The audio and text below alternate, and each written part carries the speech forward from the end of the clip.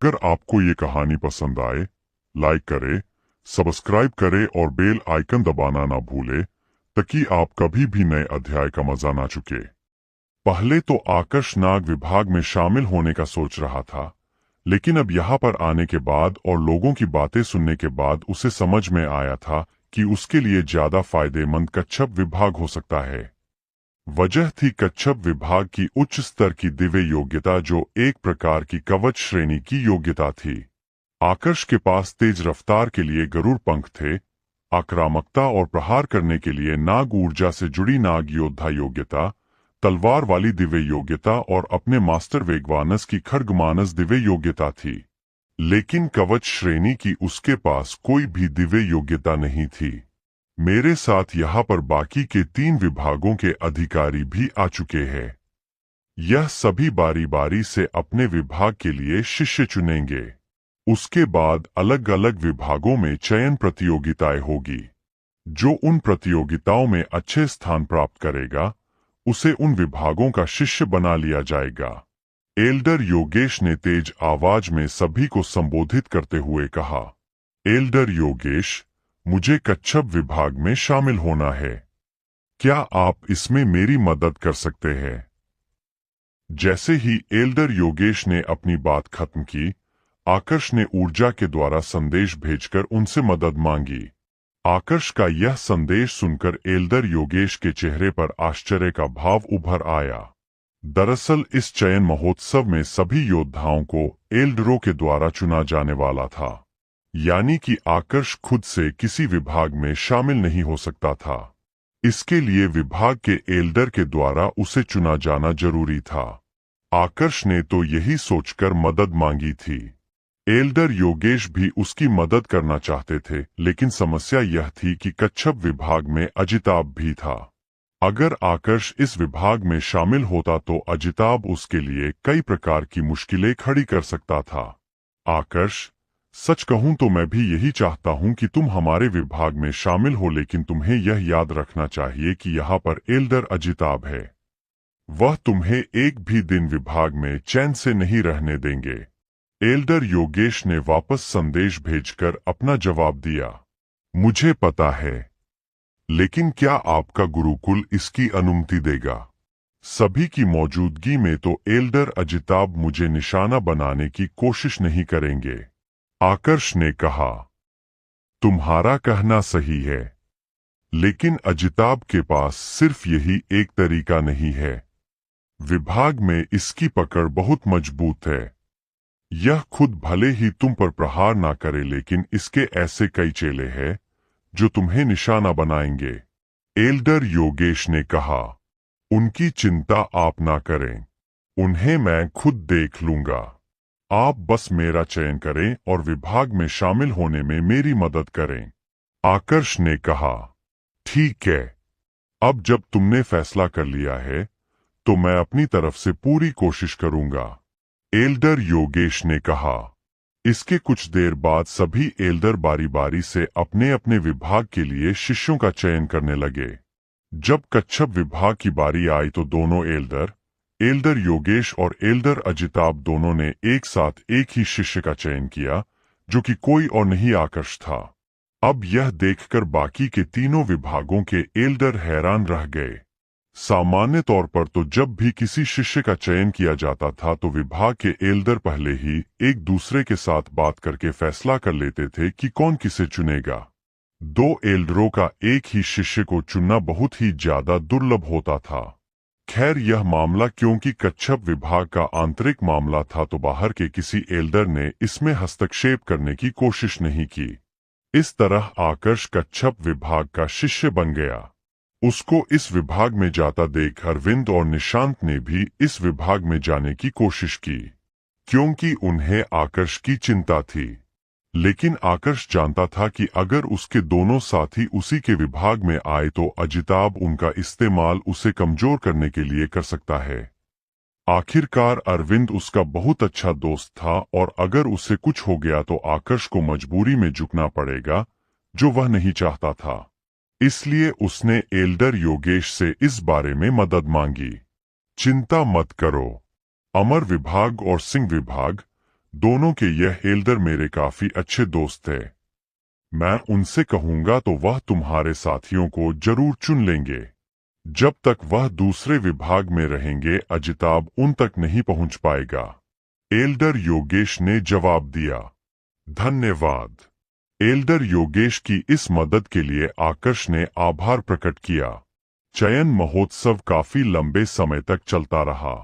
लगभग 2 घंटे तक तो शिष्यों का ही चुनाव होता रहा।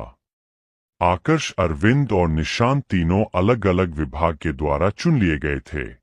हालांकि अरविंद और निशांत को आकर्ष का यह फैसला पसंद नहीं आया था, लेकिन उन्होंने कोई शिकायत भी नहीं की, क्योंकि उन्हें पता था कि अगर वह आकर्ष के साथ रहे तो उसी की कमजोरी बनेंगे। जब चयन महोत्सव खत्म हुआ, तब सभी एल्डर चुने हुए योद्धाओं के साथ अपने अपने विभाग के लिए रवाना हो गए। आकर्ष बाकी सभी योद्धाओं के साथ कच्छप विभाग में उस क्षेत्र में आ गया जहां पर शिष्य बनने से पहले सभी योद्धाओं के रुकने की व्यवस्था की गई थी। आज के लिए तुम सभी यही आराम करो। कल चयन प्रतियोगिता होगी। तुम सभी में से सिर्फ 100 योद्धाओं को ही शिष्यों के रूप में चुना जाएगा। यह क्षेत्र ऊर्जा स्तर बढ़ाने के लिए काफी अच्छा है। मैं उम्मीद करता हूं कि तुम सभी इसका अच्छे से इस्तेमाल करोगे। एल्डर योगेश ने वहां पर आए सभी योद्धाओं को संबोधित करते हुए कहा। इसके बाद वह वहां से रवाना हो गए। अजिताभ भी उनके पीछे पीछे वहां से रवाना हो गया, लेकिन जाने से पहले उसने एक बार मुड़कर आकर्ष की तरफ जरूर देखा। उसकी आंखों में कत्ल का भाव साफ देखा जा सकता था, पर आकर्ष ने उस पर बिल्कुल भी ध्यान नहीं दिया और वहां पर साधना करने बैठ गया। कुछ देर तक साधना करने के बाद उसने गौर किया कि यहाँ की ऊर्जा निम्नतल की ऊर्जा से बहुत अलग थी। यहाँ तक कि उच्चतल के दूसरे क्षेत्रों की ऊर्जा भी इसके सामने फीकी थी। यह ऊर्जा जैसे ही उसके शरीर में पहुंची, उसे ऐसा महसूस हुआ जैसे किसी ने उसे प्राकृतिक ऊर्जा के समुद्र में फेंक दिया है। यह ऊर्जा इतनी घनी थी कि इसका सीधा प्रभाव उसकी सूर्य ऊर्जा पर पड़ने लगा। सूर्य ऊर्जा आम योद्धाओं की तुलना में शक्तिशाली थी, लेकिन अगर देवतल के योद्धाओं के सामने इस सूर्य ऊर्जा की तुलना की जाए तो यह इतनी शक्तिशाली नहीं थी। वजह थी यहाँ की कमजोर प्राकृतिक ऊर्जा।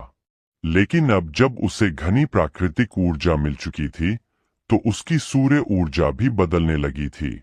इस घनी ऊर्जा में साधना करते हुए उसे मुश्किल से 10 मिनट हुए होंगे कि अचानक से उसकी ऊर्जा स्तर में एक तेज वृद्धि हुई और उसकी ऊर्जा स्तर योग दीप्त मंडल के पहले स्तर में प्रवेश कर गया। इस वृद्धि ने आकर्ष को चौंका कर रख दिया।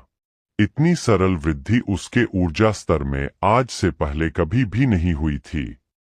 वह इसी के कारण आश्चर्य में था कि तभी उसे अचानक से अपनी आंख में दर्द महसूस होने लगा। यह उसकी वही आंख थी जिसमें चूड़ा गिद्ध की आंख जोड़ी गई थी। उसके योग दीप्त मंडल में प्रवेश करने के बाद उसकी आध्यात्मिक शक्ति में भी वृद्धि हुई थी, जो अब उसकी चूड़ा गिद्ध की आंख के साथ जुड़कर उसमें कुछ परिवर्तन कर रही थी। यह पूरी प्रक्रिया 4 घंटे तक चलती रही। इस दौरान उसकी आंख लगातार गर्म होते जा रही थी। एक समय तो ऐसा आ गया था जब आकर्ष अपनी आंख भी नहीं खोल पा रहा था। वैसे यह पहली बार नहीं था जब उसकी आंख में इतना तेज दर्द हो रहा था। इससे पहले जब उसे पहली बार चूड़ा गिद्ध की आंख मिली थी, उस समय भी इतना ही तेज दर्द हुआ था, पर उस समय उसे फायदा भी काफी बड़ा मिला था। इसलिए इस बार दर्द होने के बावजूद आकर्ष चुपचाप उस दर्द को सहन करता रहा और प्रक्रिया के खत्म होने का इंतजार करने लगा। उसे यह तो पता नहीं था कि इसका प्रभाव कैसा होगा, लेकिन एक बात वह जानता था कि उसे कुछ फायदा ही मिलेगा। 4 घंटे के लंबे इंतजार के बाद जब पूरी प्रक्रिया खत्म हुई, तब उसकी आंख में उठ रहा दर्द धीरे धीरे करके कम होने लगा। लगभग 10 मिनट बाद जब दर्द पूरी तरह से खत्म हो गया, तब आकर्ष ने अपनी आंख फिर से खोली। शुरुआत में तो उसे कोई परिवर्तन नजर नहीं आया। आंख बिल्कुल सामान्य ही लग रही थी, पर ध्यान से देखने के बाद उसने पाया कि उसकी आंख जो कुछ भी देख रही थी, उन दृश्यों को वह अपनी इच्छा अनुसार छोटा या बड़ा कर पा रहा था। हालांकि यह पहले भी हो रहा था, लेकिन इस बार वह सूक्ष्म से सूक्ष्म प्रतिक्रिया भी आसानी से देख पा रहा था। उसकी नजर एक मक्खी पर जाकर केंद्रित हो गई। दूसरों की नजरों में तो वह मक्खी काफी छोटी थी, लेकिन आकर्ष की चूड़ा गिद्ध की दृष्टि से उस मक्खी का आकार किसी वयस्क गिद्ध के जितना था। वांग!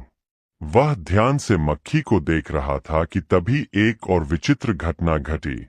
उसकी चूड़ा गिद्ध की आंख से आध्यात्मिक शक्ति की एक तरंग बाहर निकली और सीधा उस मक्खी के सिर से जा टकराई। तरंग के टकराते ही मक्खी अपनी जगह पर ही स्थिर हो गई। यह क्या हुआ? उसने उलझन भरे स्वर में अपने आप से पूछा। जब उसने ध्यान से मक्खी के शरीर का निरीक्षण किया तो पाया कि मक्खी खत्म हो चुकी थी। मक्खी की जो चेतना थी वह उस तरंग के कारण खत्म हो गई थी। आत्मिक युद्ध कला का आत्मिक प्रहार। आकर्ष ने आश्चर्य से भरे स्वर में अपने आप से कहा। आत्मिक युद्ध कला के बारे में आकर्ष पहले से जानता था। जब वह सोमाली महाद्वीप पर था तो उस समय उसके पास ऐसी ही एक युद्ध कला थी जो किसी को भी भ्रम में डाल सकती थी। यह युद्ध कला ज्यादा समय तक तो उसके पास नहीं रही थी, लेकिन फिर भी उसने काफी ज्यादा मदद की थी। अभी आकर्ष ने जो प्रहार किया था वह कोई युद्ध कला तो नहीं थी, लेकिन एक दिव्य योग्यता थी जो चूड़ा गिद्ध की आंख के कारण उसे मिल गई थी। अगर इस योग्यता का ध्यान से इस्तेमाल करूं तो प्रज्ञा मंडल के चरम पर पहुंचे हुए योद्धा को भी शायद एक बार के लिए जख्मी कर सकता हूं। दिव्य योग्यता की क्षमता देखने के बाद आकर्ष ने एक उत्साहित स्वर में अपने आप से कहा। योग दीप्त मंडल में प्रवेश करने के बाद उसके पास इतनी क्षमता तो थी कि प्रज्ञा मंडल के चरम पर पहुंचे हुए योद्धा को मार सके। उसकी आध्यात्मिक शक्ति उसके ऊर्जा स्तर के साथ जुड़ी हुई थी, यानी कि जितनी खतरनाक उसकी सूर्य ऊर्जा उतनी ही ज्यादा प्रभावशाली उसकी आध्यात्मिक शक्ति। वरिष्ठ पिनाक, क्या आप बता सकते हैं कि चूड़ा गिद्ध की आंख के साथ यह क्या हो रहा है? मुझे एक योग्यता मिली है जो आत्मिक प्रहार कर सकती है, लेकिन ऐसी किसी योग्यता के बारे में आपने मुझे पहले कभी भी नहीं बताया। कोई जानकारी है कि इस परिवर्तन के पीछे का कारण क्या है? आकर्ष ने शक्ति स्तंभ के भीतर बैठे वरिष्ठ पिनाक से इस बारे में सवाल किया। उसकी आवाज सुनकर वरिष्ठ पिनाक ने अपनी आध्यात्मिक ऊर्जा को बाहर फैलाया और आकर्ष के शरीर का निरीक्षण करने लगे।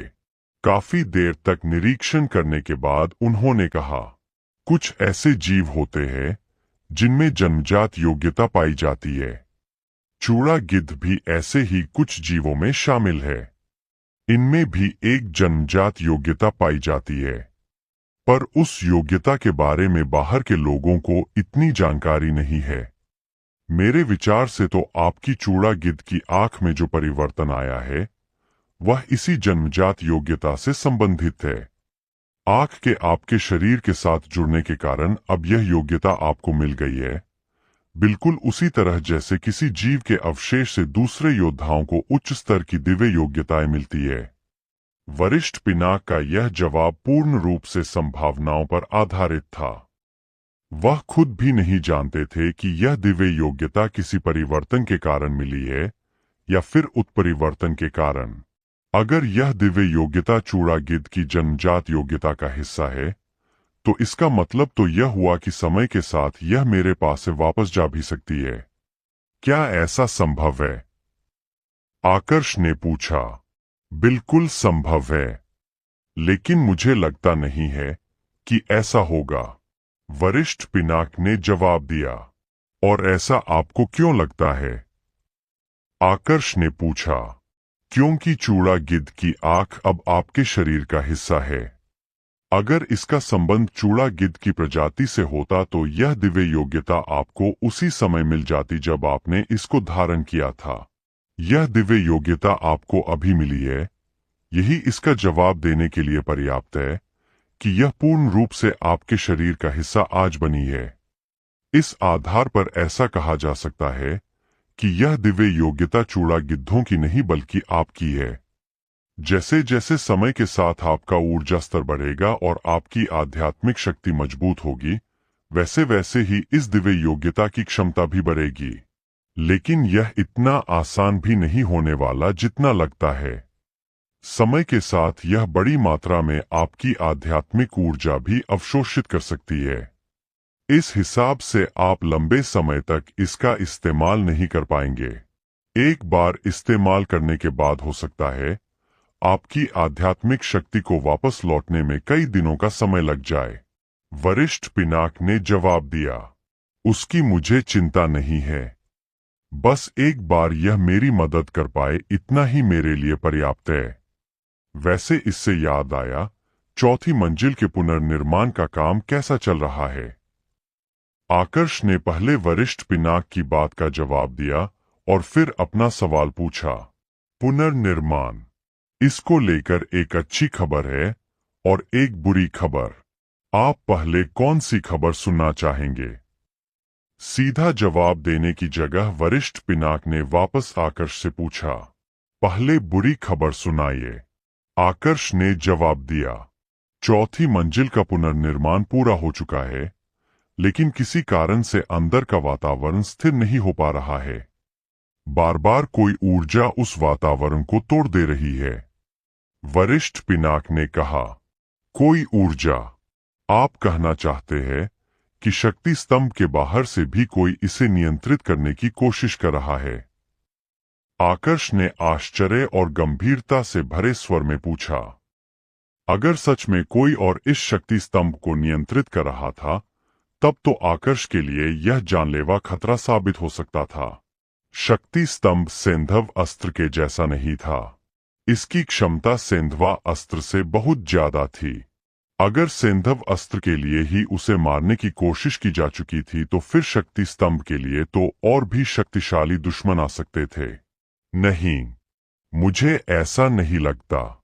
यह शक्ति स्तंभ के भीतर की ही कोई अलग ऊर्जा है जो इसके पुनर्निर्माण को पूरा होने से रोक रही है।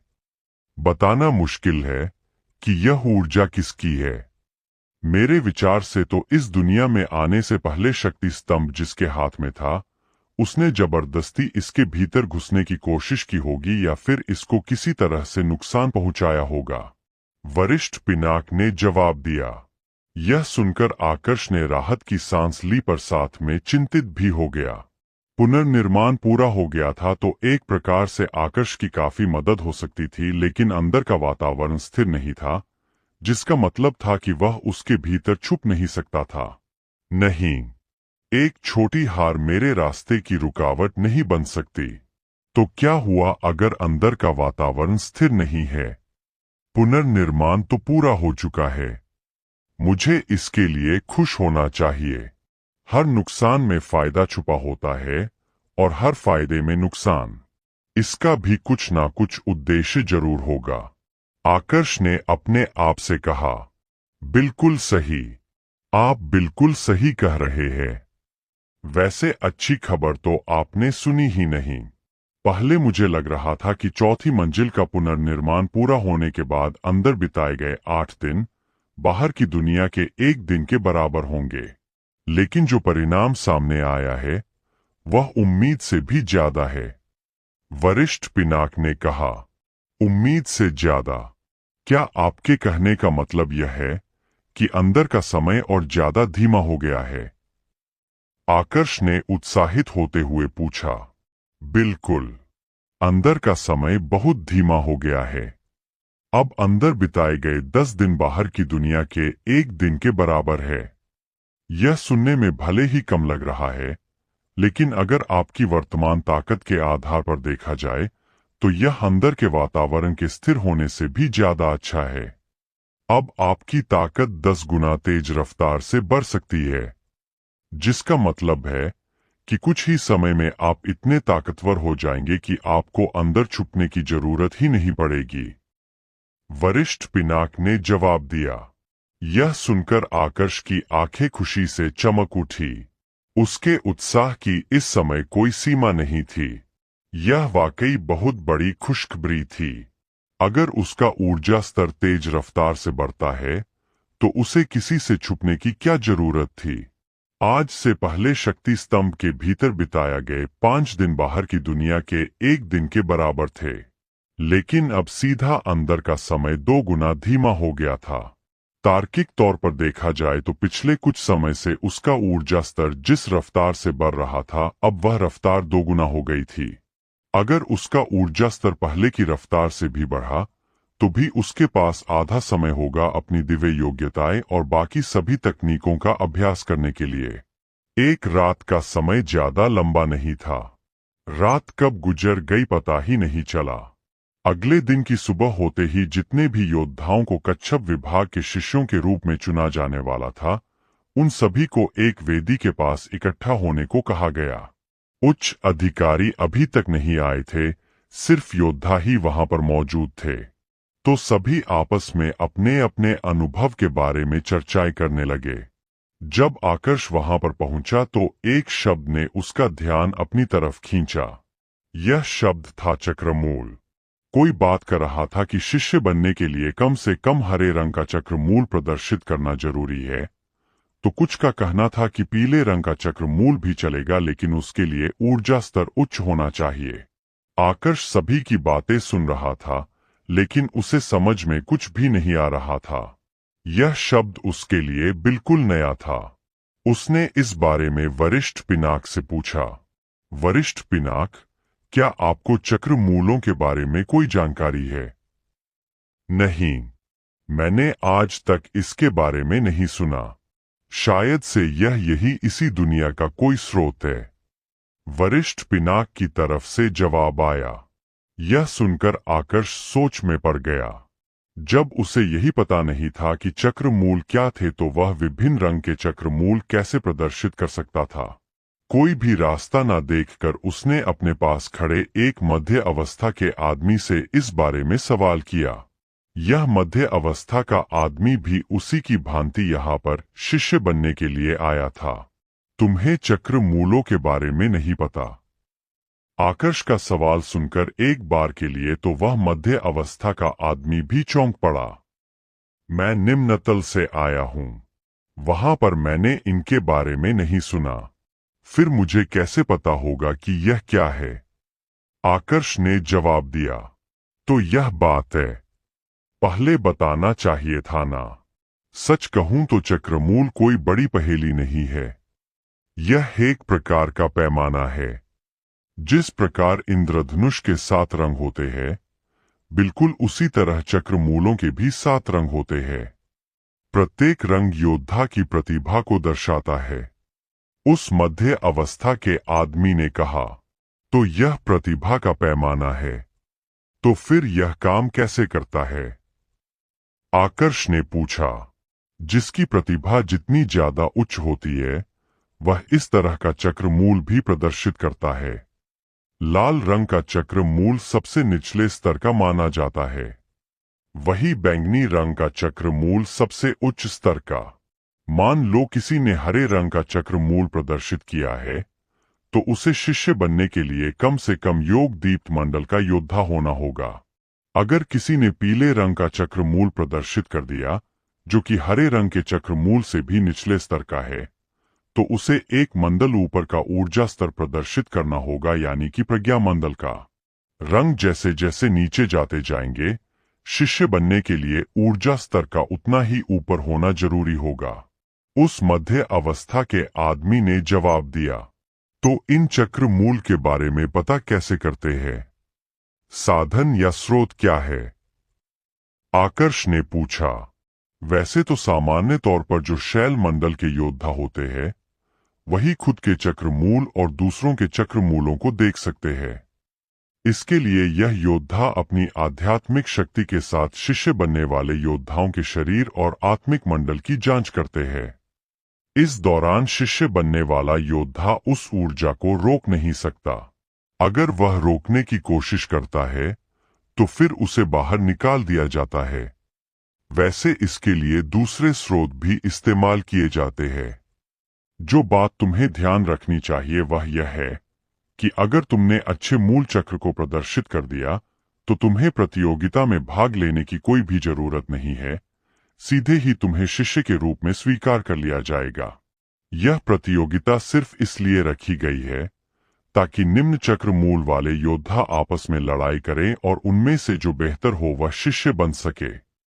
मध्य अवस्था के उस आदमी ने चक्र मूलों से संबंधित जितनी भी जानकारी थी वह सब की सब आकर्ष के साथ साझा कर दी। वैसे भी इसका पता चलने के बाद कोई योद्धा अपने मूल चक्र को बदल नहीं सकता था, तो किसी को बताने में कोई नुकसान नहीं था। सुबह के 9 बजे के लगभग चयन प्रतियोगिता का पहला भाग शुरू हुआ। इस समय तक योद्धाओं की संख्या काफी बढ़ चुकी थी।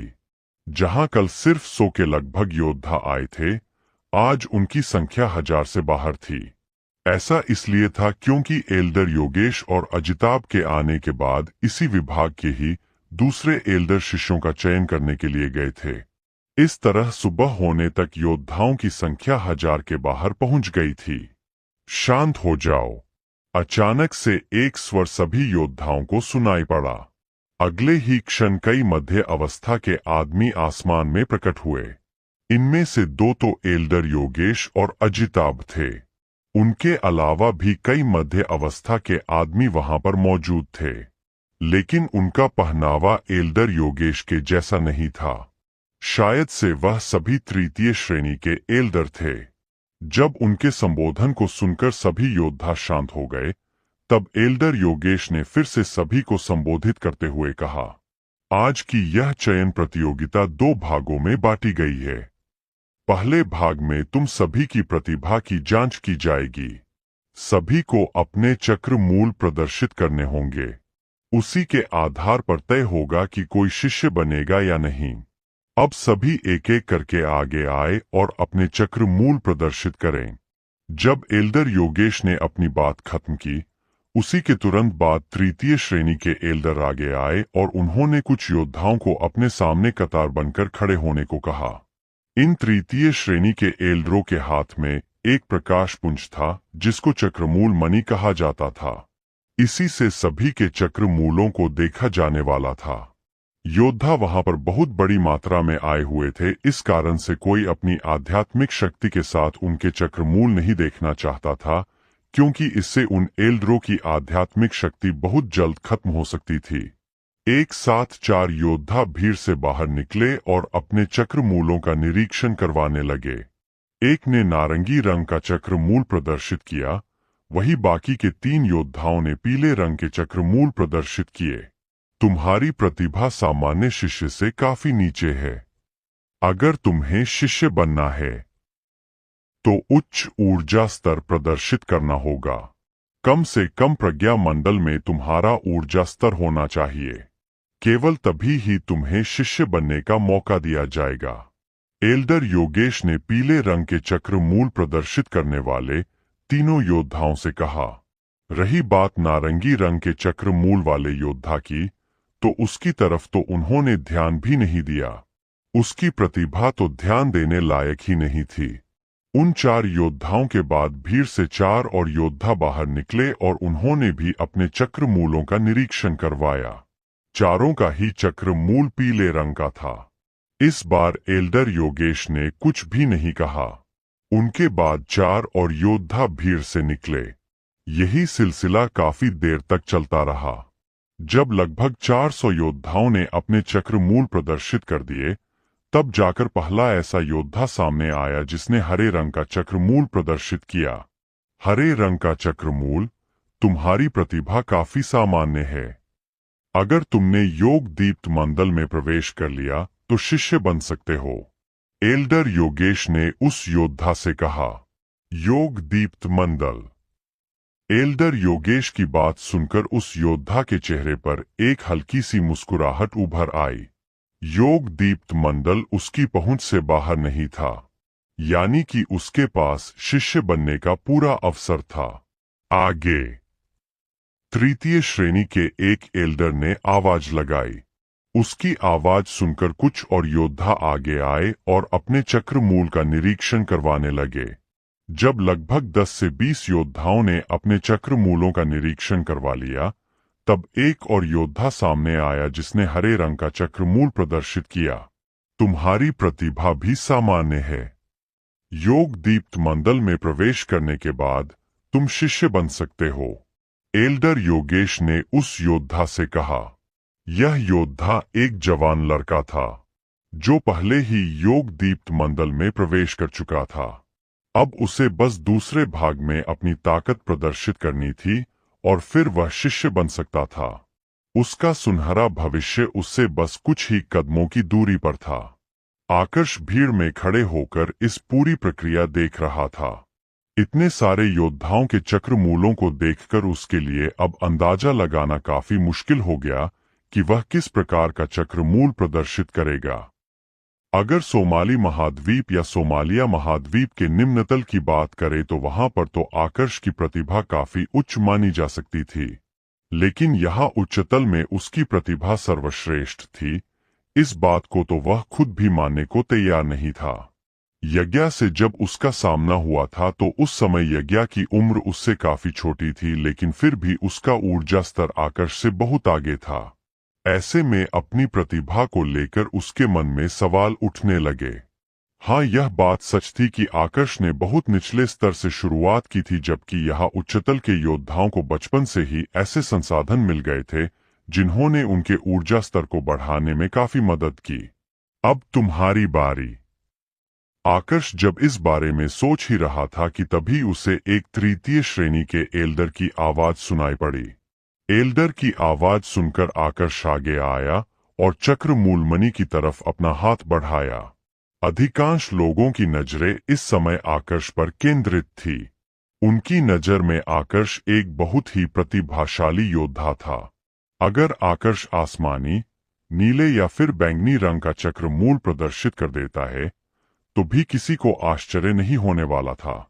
इस पर अपना हाथ रखो और अपनी ऊर्जा को स्वतंत्र रूप से प्रवाहित होने दो, उस तृतीय श्रेणी के एल्डर ने कहा।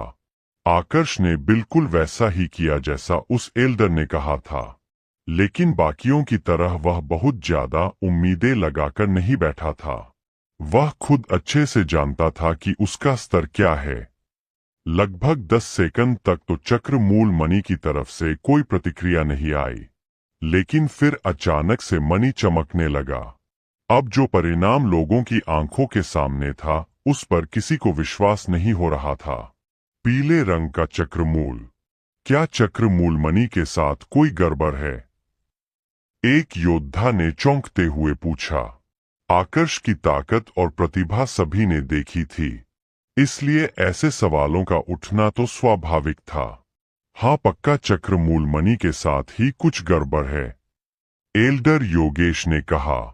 वह भी इस बात को मानने के लिए तैयार नहीं थे कि आकर्ष की प्रतिभा इतने निम्न स्तर की हो सकती है, लेकिन आकर्ष को इस समय कोई भी फर्क नहीं पड़ रहा था। उसे तो जो परिणाम देखने को मिल रहा था वह उससे संतुष्ट था। आकर्ष, दूसरे चक्रमूल मणि के साथ फिर से अपने चक्रमूल की जांच करवाओ, एल्डर योगेश ने आकर्ष से कहा। एल्डर योगेश, मुझे नहीं लगता कि इसकी कोई जरूरत है। जो परिणाम आया है मैं उस पर कोई भी सवाल नहीं उठा रहा, आकर्ष ने जवाब दिया। लेकिन एल्डर योगेश को लगा कि आकर्ष शायद इसलिए मना कर रहा है क्योंकि वह दूसरों के सामने दिखावा नहीं करना चाहता। आकर्ष, जैसा कह रहा हूं वैसा करो, एल्डर योगेश ने इस बार गंभीर स्वर में आकर्ष से कहा। अब की बार आकर्ष मना नहीं कर पाया। उसने दूसरे चक्रमूल मणि के साथ निरीक्षण करवाया। सभी लोग बड़े ही ध्यान से इस बार के परिणाम को देख रहे थे। सभी को उम्मीद थी कि इस बार तो परिणाम पूरा अलग आएगा, लेकिन जैसे ही परिणाम आया सभी को एक बार फिर झटका लगा। इस बार भी पीले रंग का चक्रमूल प्रदर्शित हुआ था। यह कैसे संभव है? एक चक्रमूल मणि तो खराब हो सकता है, पर दूसरा चक्रमूल मणि खराब कैसे हो सकता है? एक योद्धा ने सवाल उठाया। इसमें हैरान होने वाली कोई बात नहीं है। तुम लोगों ने अभी तक सिर्फ इसके ऊर्जा स्तर पर ध्यान दिया था। क्या तुम में से किसी ने इस बात पर थोड़ा सा भी ध्यान दिया कि इसकी वास्तविक उम्र कितनी हो सकती है? हो सकता है इसके पास कोई ऐसी तकनीक हो जिससे यह अपनी उम्र छुपा सकता हो। अजिताभ ने सभी के सामने आकर्ष पर हंसते हुए कहा। वह इस बात से काफी ज्यादा खुश था कि आकर्ष के पास पीले रंग का चक्र मूल है। किसी का चक्र मूल जितने निचले स्तर का होता था, उसका ऊर्जा स्तर उतनी ही धीमी रफ्तार से बढ़ता था। शुरुआत में तो किसी को भी अजिताभ की बात पर विश्वास नहीं हुआ, लेकिन फिर थोड़ी ही देर के बाद लोगों के मन में इसको लेकर सवाल उठने लगे। वह सभी ना चाहते हुए अजिताभ की बात से सहमति जताने लगे। आकर्ष चुपचाप लोगों की बातें सुन रहा था। उसने किसी की भी बात को गंभीरता से नहीं लिया। वह खुद पहले से जानता था कि उसका चक्र मूल इस रंग का हो सकता है। वरिष्ठ पिनाक, आपका इसके बारे में क्या कहना है? क्या किसी योद्धा के लिए अपने चक्र मूल को बदलना संभव है? आकर्ष ने वरिष्ठ पिनाक से इस बारे में सवाल किया। सच कहूं तो पहले मुझे लग रहा था कि यह चक्र मूल कोई बहुत बड़ा तत्व होगा जो योद्धा के जीवन पर प्रभाव डालेगा, पर अब इसे देखने के बाद मुझे समझ में आया है कि यह दिखावे के अलावा और कुछ नहीं है। वरिष्ठ पिनाक ने जवाब दिया। दिखावा? इसका क्या मतलब हुआ? आकर्ष ने पूछा। वैसे तो कई तरीके हैं, लेकिन अभी के लिए 2 तरीके आपके सबसे ज्यादा काम आ सकते हैं। जहां तक मैं समझ पाया हूं, तो इस दुनिया के नियम आप पर लागू नहीं होते हैं। इसका आपको एक नुकसान भी हुआ है। यहाँ की जो ऊर्जा है, वह आपके शरीर पर वैसा प्रभाव नहीं दिखा रही है जैसा यहाँ के योद्धाओं पर दिखाती है। बस आपके पास यहाँ के योद्धा का शरीर है, इसलिए थोड़ी मात्रा में ऊर्जा आपके शरीर के भीतर पहुंच रही है। अब इसको बदलने का पहला तरीका है शक्ति रस। आपने बताया था कि बहुत समय पहले अपने 10,000 वर्ष पुराने शक्ति रस का सेवन किया था। वह शक्ति रस एक प्रकार का आध्यात्मिक स्रोत था, जो सीधा आपकी आध्यात्मिक शक्ति को प्रभावित करता था। आपको इस दुनिया के साथ अपनी आत्मा का संबंध बिठाना होगा और उसके लिए शक्ति रस के जैसे ही दूसरे आध्यात्मिक स्रोतों की जरूरत पड़ेगी। मुझे कुछ आध्यात्मिक स्रोतों के बारे में पता है। मैं उनकी जानकारी आपके पास भेज रहा हूं। अगर आपको यह स्रोत मिल जाए तो आप काफी आसानी से अपने चक्र मूल के स्तर को बढ़ा सकते हैं। वरिष्ठ पिनाक ने जवाब दिया और उसके बाद बड़ी मात्रा में जानकारी आकर्ष के मस्तिष्क में भेजने लगे। यह जानकारी इतनी ज्यादा थी कि एक बार के लिए तो आकर्ष भी चौंक पड़ा। वहां पर बहुत सारे स्रोतों का जिक्र था। इतने सारे आध्यात्मिक स्रोत, इन सभी की जरूरत पड़ेगी। आकर्ष ने पूछा। बिल्कुल। आपको क्या लगा, प्रतिभा के स्तर को बढ़ाना इतना आसान है? आप प्रकृति के नियमों को तोड़कर अपने खुद के लिए एक नया नियम बना रहे हैं। इस नए नियम के लिए और नए रास्ते के लिए एक नया आधार भी चाहिए होगा, और यह सारे आध्यात्मिक स्रोत इस आधार का काम करेंगे। इसी पर आपको आगे बढ़ना होगा। वरिष्ठ पिनाक ने जवाब दिया। और दूसरा तरीका क्या है? आकर्ष ने पूछा। वैसे तो दूसरा तरीका भी आपकी प्रतिभा को बढ़ा सकता है, लेकिन इस पहले तरीके की तुलना में दूसरे तरीके के साथ सफलता की संभावना बहुत कम है। वरिष्ठ पिनाक ने जवाब दिया। कोई बात नहीं, मैं फिर भी उसके बारे में जानना चाहूंगा। आकर्ष ने कहा। आपको अपनी वह अवशोषण तकनीक याद है? जब आपको यह तकनीक मिली थी, मैंने उसी समय बताया था कि देवतल में ऐसी ही एक तकनीक है जो इससे भी शक्तिशाली है। उसी का यह छोटा भाग है।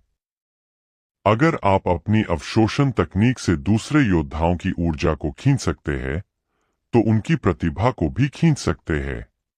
आखिरकार यह उनकी आध्यात्मिक शक्ति के साथ जुड़ी होती है, और आध्यात्मिक शक्ति एक प्रकार की ऊर्जा ही है। पहले तरीके में तो आप अपना खुद का एक नया रास्ता बना रहे हैं, लेकिन इस दूसरे तरीके में आप इसी दुनिया के सदस्य बन रहे हैं। वरिष्ठ पिनाक ने जवाब दिया। वरिष्ठ पिनाक की बात सुनकर आकर्ष की आंखें चमकने लगी। पहले तरीके की तुलना में उसे यह दूसरा तरीका ज्यादा असरदार लग रहा था। और इसके पीछे कारण था अजिताभ। अमिताभ की ताकत बहुत ज्यादा थी तो आकर्ष उसकी प्रतिभा को तो छीन नहीं सकता था। लेकिन आकर्ष जानता था कि उसने अजिताभ को गुस्सा दिलाया है और अजिताभ बदला लेने के लिए अपने प्यादों को उसके पास भेजेगा। यही उसके लिए सुनहरा अवसर होगा। अब वैसे तो इस तरह से किसी की ऊर्जा खींचना गलत था, लेकिन आकर्ष हर किसी को तो अपना निशाना नहीं बनाने वाला था। वह सिर्फ उनको निशाना बनाने वाला था जो पहले उसे निशाना बनाने की कोशिश करने वाले थे। आकर्ष उन सबको खत्म करने वाला था तो उन्हें खत्म करने से पहले उनकी ऊर्जा को खींचना एक प्रकार से गलत नहीं था। अपना निरीक्षण पूरा होने के बाद आकर्ष दूसरे पक्ष के साथ जाकर खड़ा हो गया। वहां पर पहले से कई योद्धा खड़े थे जिन्होंने अपने चक्रमूल का निरीक्षण करवा लिया था। वहीं पर एक ऐसा योद्धा भी था जिसके पास हरे रंग का चक्रमूल था। उसने आकर्ष के ऊपर तंज करते हुए कहा, मुझे तो लगा था कि तुम बहुत ज्यादा प्रतिभाशाली हो, लेकिन तुम तो बहरूपिया निकले। बुजुर्ग होते हुए तुमने एक जवान आदमी होने का दिखावा किया। समझ में नहीं आ रहा कि तुम्हारे जैसे दो कौड़ी के इंसान को यहाँ पर किसी ने आने कैसे दिया। उस योद्धा की बात सुनकर आकर्ष के चेहरे पर हल्की सी कर्कशता आ गई। उसने उस योद्धा की तरफ देखा। जहां तक उसे याद था तो आज से पहले उसने इस योद्धा को कभी कुछ नहीं कहा था, तो फिर वह उसे निशाना क्यों बना रहा था? घूर क्या रहे हो? क्या मैंने कुछ गलत कहा? तुमने खुद सभी के सामने साबित कर दिया है कि तुम्हारा स्थान क्या है। अब यह उम्मीद मत रखो कि कोई तुम्हारा सम्मान करेगा। मेरी नजर में तो तुम गंदी नाली के कीड़े से भी नीचे हो। उस योद्धा ने आकर्ष का मजाक बनाते हुए कहा। उसने देख लिया था कि आकर्ष का चक्रमूल उससे निचले स्तर का है। इस कारण आकर्ष को लेकर उसके मन में जो डर था वह पूरी तरह से खत्म हो गया था। तुम कुछ ज्यादा नहीं बोल रहे, आकर्ष ने गंभीर स्वर में उस योद्धा से कहा। उसकी बात सुनकर वह योद्धा फिर से कुछ कहने वाला था, लेकिन तभी उसके एक साथी ने उसका हाथ पकड़ा और उसे समझाते हुए कहा, क्या कर रहे हो? भूल गए क्या वह कौन है? उसने एल्डर अजिताभ के सामने कुणाल को मार रहा था। तुम सिर्फ प्रतिभा के मामले में उससे आगे हो, लेकिन ताकत के मामले में अभी भी वह तुमसे आगे है। जो कुणाल को खत्म कर सकता है वह तुम्हें खत्म करने में संकोच क्यों करेगा? अपने साथी की बात सुनकर उस योद्धा को याद आया कि आकर्ष कौन है। अब जाकर उसके चेहरे का रंग बदलने लगा। इस बारे में तो वह भूल ही गया था कि आकर्ष ने किस तरह से कुणाल को खत्म किया था। दूसरी तरफ आकर्ष को इस समय गुस्सा तो आ रहा था, लेकिन उसने कुछ किया नहीं। अगर यहाँ वह कुछ करता तो अजिताभ को प्रहार करने का मौका दे देता। इसलिए उसने अपने गुस्से पर नियंत्रण रखा। चक्रमूलों के निरीक्षण की यह प्रक्रिया ज्यादा समय तक नहीं चली। लगभग 2 घंटे बाद जब प्रक्रिया समाप्त हुई तो अजिताभ उन सभी योद्धाओं के साथ वहां से रवाना हो गया जिन्होंने हरे रंग का चक्रमूल प्रदर्शित किया था। इनमें एक योद्धा वह भी था जिसने आकर्ष का मजाक उड़ाया था। उन सभी के वहां से जाने के बाद दूसरे भाग की प्रतियोगिता शुरू हुई। इसमें सभी की ताकत देखी जाने वाली थी। हर चक्रमूल के साथ एक निश्चित ऊर्जा स्तर का होना जरूरी था। आकर्ष इस श्रेणी को आसानी से पार कर पा रहा था तो उसे सीधा ही शिष्य बनने का मौका मिल गया। अब वह योग दीप्त मंडल में प्रवेश कर चुका था तो उसकी ताकत भी काफी आगे निकल चुकी थी। लेकिन सभी के सामने आकर्ष ने बस इतना ही प्रदर्शित किया कि उसकी ताकत प्रज्ञा मंडल के पहले स्तर में है। सिर्फ अरविंद और निशांत को पता था कि उसकी ताकत कितनी आगे है। बाकी लोगों को इसके बारे में कोई जानकारी नहीं थी। मुकाबला खत्म होने के बाद एल्डर योगेश ने ऊर्जा के द्वारा आकर्ष के पास संदेश भेजा और कहा, तुम चाहो तो मैं अभी भी अमर विभाग और सिंह विभाग में तुम्हारा दाखिला करवा सकता हूँ। यह विभाग तुम्हारे लिए सुरक्षित नहीं है आकर्ष। बेहतर यही रहेगा कि तुम चले जाओ। उन्होंने यह इसलिए कहा था क्योंकि उनके हिसाब से अब आकर्ष के पास इतनी प्रतिभा नहीं थी कि ज्यादा समय तक इस विभाग में टिक सकता था। जब उसके पास अच्छा चक्र मूल नहीं था तो सीधी सी बात थी कि उच्च अधिकारी भी उसकी कोई मदद नहीं करने वाले थे। अजिताभ काफी आसानी से उसे शिकार बना सकता था। इतना सब कुछ होने के बाद भी आप मेरी मदद करना चाहते हैं, इसके लिए आपका बहुत बहुत धन्यवाद।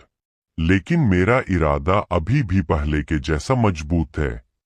मैं इसी विभाग में रहूंगा। आकर्ष ने जवाब दिया।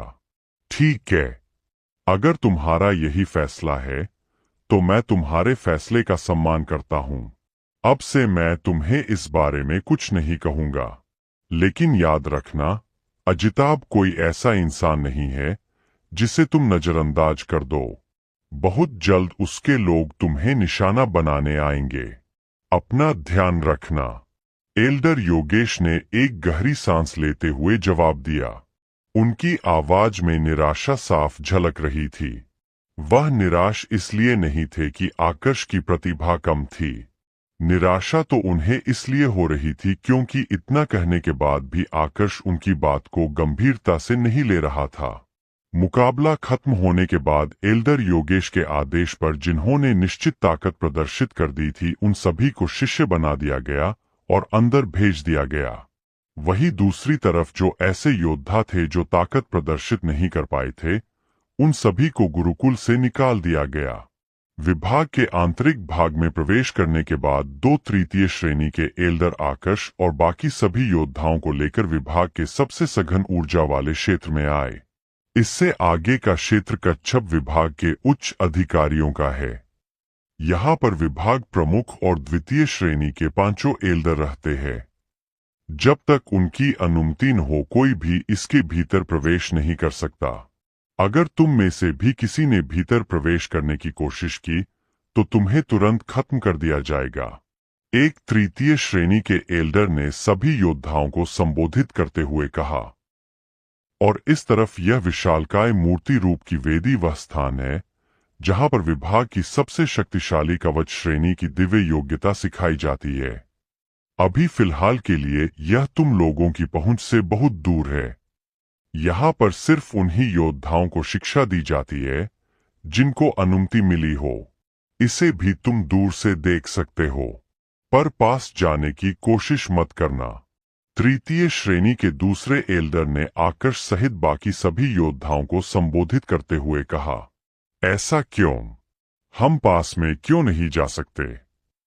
एक योद्धा ने सवाल किया। ऐसा इसलिए क्योंकि हमारे विभाग की जो चीज स्तर की दिव्य योग्यता है उसको हर कोई नहीं सीख सकता। तुम सभी के सामने यह जो शिष्य बैठे हैं, इनमें से अगर एक भी शिष्य इस दिव्य योग्यता को पूर्ण रूप से सीख ले तो अपने आप में वह भी बहुत बड़ी बात होगी। अग्नि गुरुकुल के 4 विभागों में सबसे मुश्किल हमारे विभाग की दिव्य योग्यता को समझना है। आज तक बहुत से शिष्यों ने कोशिश की है, लेकिन सिर्फ 10 शिष्य ऐसे थे जो पूर्ण रूप से इसको सीख पाए थे। और भी कई शिष्य हैं जिन्होंने इसमें काफी अच्छी महारत हासिल की थी, लेकिन जब इस्तेमाल करने की बारी आई तो वह उन 10 शिष्यों से बहुत पीछे थे। तुम लोग जो उच्च प्रतिभा नहीं दिखा पाए, तुम लोगों को क्यों लगता है कि यहाँ की दिव्य योग्यता को तुम इतनी आसानी से सीख सकते हो? वैसे अगर इस दिव्य योग्यता को तुम सीख लेते हो तो तुम्हें गुरुकुल में किसी से भी डरने की कोई जरूरत नहीं होगी, क्योंकि सारे उच्च अधिकारियों की नजर तुम पर रहेगी। वह सभी तुम्हारा सहयोग और समर्थन करेंगे, लेकिन इसके लिए पहले दिव्य योग्यता को सीखना होगा। दोनों एल्डरों ने एक एक करके सभी शिष्यों को समझाया। जब आकर्ष ने उनकी बात सुनी तो वह कुछ देर के लिए सोच में पड़ गया। उसने तो गरुड़ पंख जैसी दिव्य योग्यता को भी काफी आसानी से सीख लिया था, जो इस विभाग की दिव्य योग्यता से कहीं आगे थी। तो फिर दोनों एल्डर ऐसा क्यों कह रहे थे कि उनके लिए इस दिव्य योग्यता को सिखाना बहुत मुश्किल है? उसने इस बारे में वरिष्ठ पिनाक से पूछा। इसका जवाब बहुत आसान है। आपने शुरुआत ही खड्गमानस जैसी शक्तिशाली दिव्य योग्यता से की थी। सबसे मुश्किल वही थी। जब आपने उससे ही इतनी आसानी से सीख लिया तो बाकी की दिव्य योग्यताएं तो कुछ भी नहीं है। उनको समझना और सीखना बस कुछ समय की बात है। इसके अलावा आप शायद भूल रहे हैं कि आपका मन एक साथ 3 जगहों पर केंद्रित हो सकता है। तो दिव्य योग्यताओं को समझना आपके लिए 3 गुना ज्यादा आसान हो चुका है। वरिष्ठ पिनाक ने जवाब दिया।